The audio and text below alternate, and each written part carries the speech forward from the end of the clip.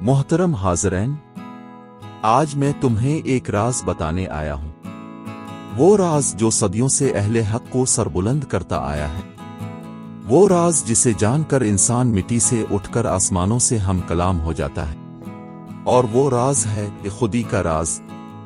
یاد رکھو، دنیا کی سب سے بڑی طاقت تمہارے باہر نہیں، وہ تمہارے اندر ہے، تمہارے دل میں، تمہاری روح میں۔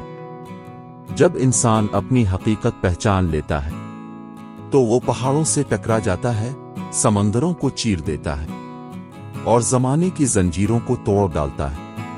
اقبال نے فرمایا تھا، خودی کو کر بلند اتنا کہ ہر تقدیر سے پہلے خدا بندے سے خود پوچھے، بتا تیری رضا کیا ہے۔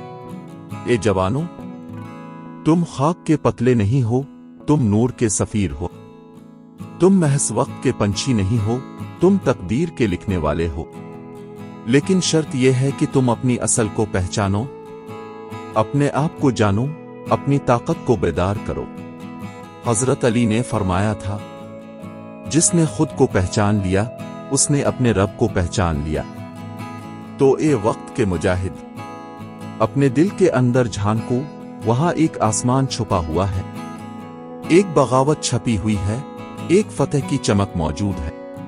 یاد رکھو، کامیابی کسی ظاہری لباس کا نام نہیں، کامیابی دل کے یقین، روح کے استقلال اور حوصلے کے طوفان کا نام ہے۔ اور جس کے اندر یہ آگ جل رہی ہو، زمانہ خود جھک کر اس کے قدم چومتا ہے۔ اے میرے ساتھیو، کبھی حالات کی سختی سے نہ گھبراؤ، کبھی دنیا کے تانے سن کر نہ راکو۔ تم وہ چراغ ہو جو طوفانوں میں جلتے ہیں، تم وہ قطرہ ہو جو سمندر بننے کی جرات رکھتا ہے۔ تو آج عہد کرو کہ تم خودی کے سفر پر نکلو گے، کہ تم اپنے خوابوں کو صرف خواب نہیں رہنے دو گے، کہ تم اپنی تقدیر خود لکھو گے، اپنے ہاتھوں سے، اپنے خون سے۔ اٹھو، جاگو، خودی کو پہچانو۔ ہمارا مقدر کامیابی ہے، ہمارا سفر عرش کی جانب ہے۔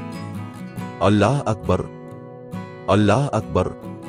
آخر میں بس اتنا کہوں گا، اٹھو، اپنے آپ کو پہچانو، اور دنیا کو بتا دو کہ مسلمان کی پرواز خاک سے نہیں عرش سے ہے۔